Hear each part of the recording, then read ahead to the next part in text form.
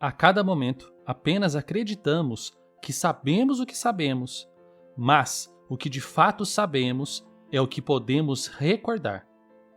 Chega quinta ou domingo e você assiste em primeira mão um novo vídeo do Super Leituras. Afinal, você é inscrito no canal e ativou o sininho para ser notificado quando saem os vídeos novos. Não fiquem bravos, eu confesso, essa introdução aí foi para dar uma indireta para quem ainda não é inscrito. Vocês me pegaram. Foi sim, mas não foi só por isso. Então, continuando, aí você vê o vídeo e ao final você pensa: maravilha, aprendi algo novo sobre esse pensador ou assunto, demais. Obrigado, Super Leituras. Mas um tempo depois, talvez até no mesmo dia, alguém te pergunte sobre aquilo. Você tenta reproduzir com exatidão as ideias aprendidas. Como era mesmo?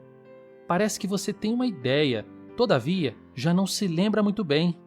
Isso deve acontecer também, por vezes, quando você lê um tópico de um capítulo de um livro didático, ou escuta uma palestra, etc. Não é mesmo? O que aconteceu, afinal? Você prestou atenção e, ao final, teve a sensação que tinha realmente entendido o assunto.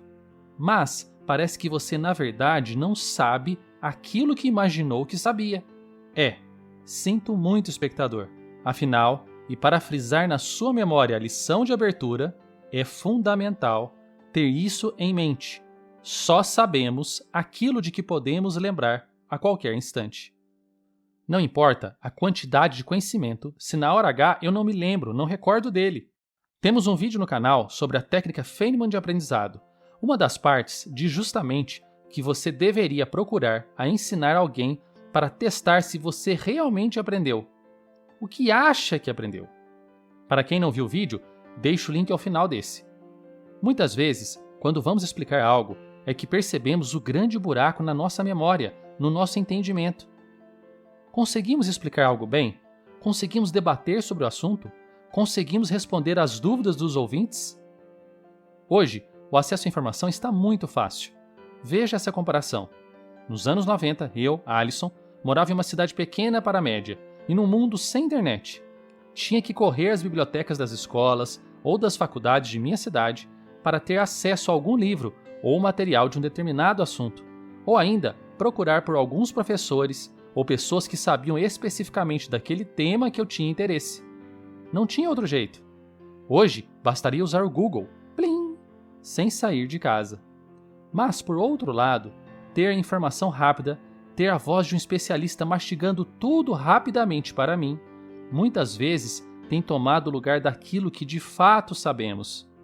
Como Adler afirma, muitos fatos costumam ser um obstáculo tanto para a compreensão quanto poucos. Em certo sentido, nós, modernos, somos inundados de fatos em detrimento da compreensão. Desta forma, por vezes eu até repito os argumentos por aí. Mas será que eu compreendi mesmo aquele tema? Será que quando surgir um debate acerca daquilo, ou uma situação em que precise daquele conhecimento, eu vou mesmo saber me posicionar? Nem preciso de um exemplo muito exagerado.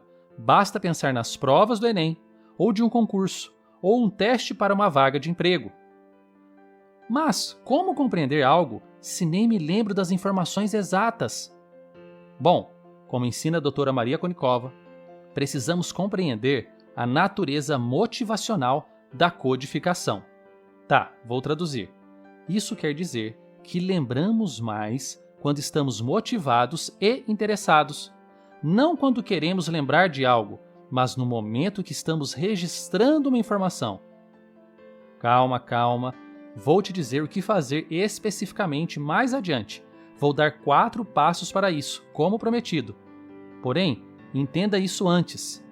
É consenso que a memória divide-se em 2 sistemas, um de curto e outro de longo prazo. Quando estamos diante de um objeto, um livro, por exemplo, ou parte dele, o nosso cérebro o codifica e depois armazena no nosso hipocampo. Vamos dizer assim, uma porta de entrada da nossa memória. Nesse estágio, ainda não sabemos se vamos precisar recuperá-la ou não. Aqui seria a nossa memória de curto prazo. Aí, caso a nossa mente ache que aquilo deve ser preservado, ou se nós mesmos, ativamente, achamos isso, aquele conteúdo é enviado para determinado compartimento no córtex. como se ele fosse colocado numa determinada pasta no HD do seu computador, que seria a nossa memória de longo prazo. Esse processo é chamado de consolidação. Guarde isso. De certa forma, podemos dizer que a memória de curto prazo funciona como um filtro para a nossa memória de longo prazo. E claro, se o conteúdo fica pouco tempo disponível na nossa memória de curto prazo, eles provavelmente não serão enviados para a memória de longo prazo. Além disso, quando dizemos que sua mente decide o que envia ou não para a memória de longo prazo, ela faz isso a partir de suas experiências e diretrizes passadas, que são aquilo que de alguma forma você acha importante. Assim, quando necessitamos de uma lembrança específica que passou por esse armazenamento, nossa mente vai até a pasta e pega o arquivo procurado. Vale dizer que nessa busca por uma lembrança específica, uma viagem que você fez com seus pais para a praia, por exemplo, às vezes, outras que estavam na mesma pasta, vamos dizer assim, acabam vindo juntos. No caso, talvez o de uma outra viagem. Podemos chamar isso de ativação associativa. Resumindo e sendo bem direto, para se lembrar das coisas quando precisa, você necessita de sua memória de longo prazo. É lá que sistemas complexos de informação ficam armazenados para o seu uso. Mas, sempre tem um mas. No mundo atual, estamos sendo bombardeados de informações e novidades a todo instante. Notificações, mensagens e mais mensagens, vídeos, áudios e tantas outras coisas. Sua memória de curto prazo sofre esse bombardeio e, claro, não existe processamento para a maior parte disso tudo. É como se você ficasse distraído em meio a tantas informações. É certo que quase nada disso vai ser enviado à memória de longo prazo. E pior, aquilo que vai ser enviado para lá pode não ser guardado da melhor forma. Fica tudo como um velho porão todo bagunçado. Informações importantes se perdem em meio a outras irrelevantes. Uma coisa bem curiosa aqui, e que vai explicar algumas experiências que você vive ao usar a sua memória. Muitas vezes não resgatamos as memórias intactas e da forma que guardamos. Os conteúdos se transformam e podem até misturar-se dentro de suas pastas. Assim, aquela memória do primeiro beijo que você deu pode vir manchada, não de baba, mas de alguma outra experiência.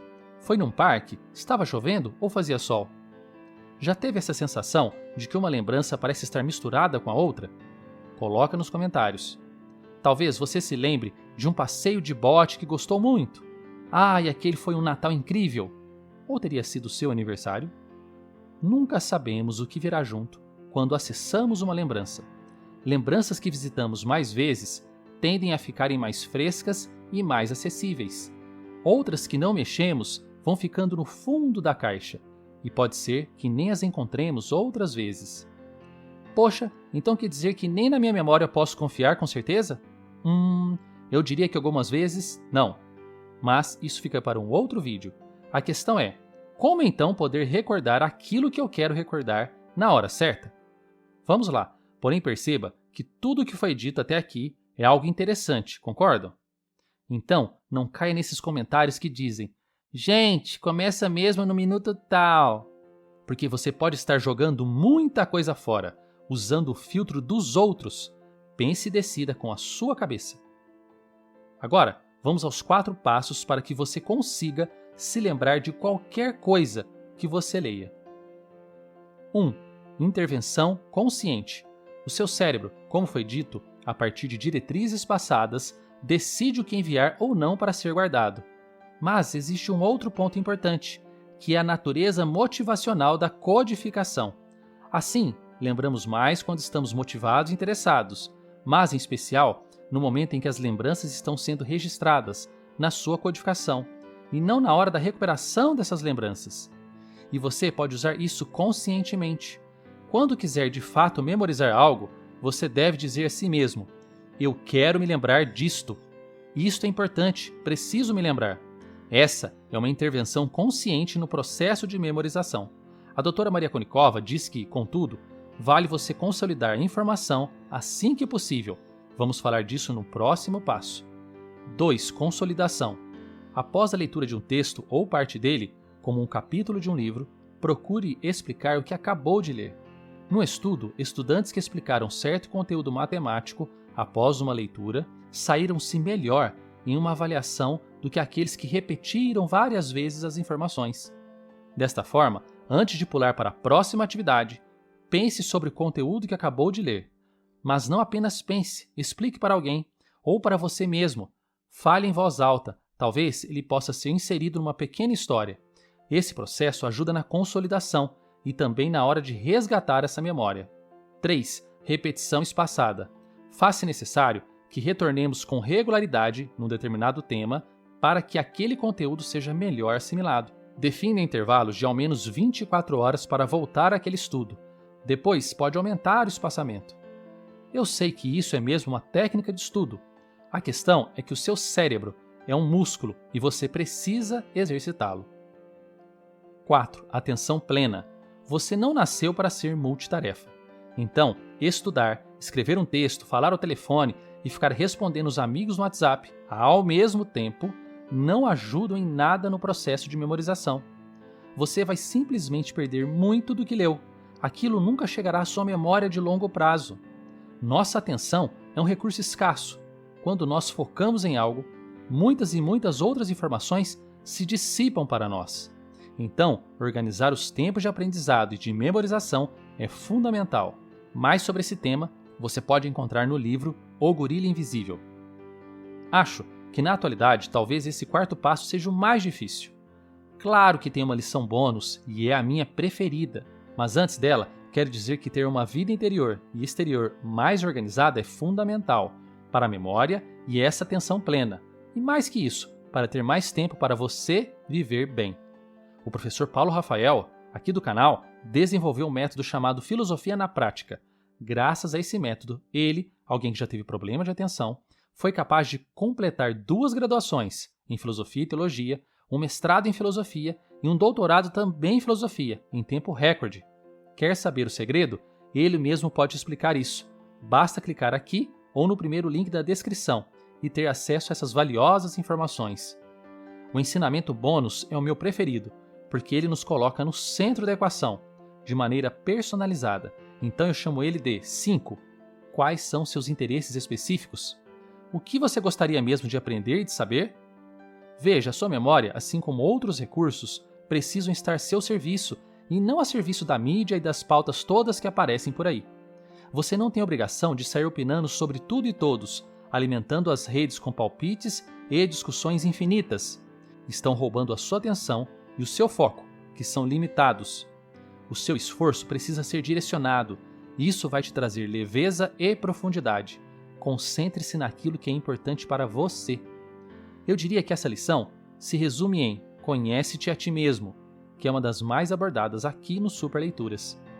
Clicando aqui você ganha um presente do canal, presente mesmo. Quer ver mais vídeos assim no SL? Coloque nos comentários e até a próxima.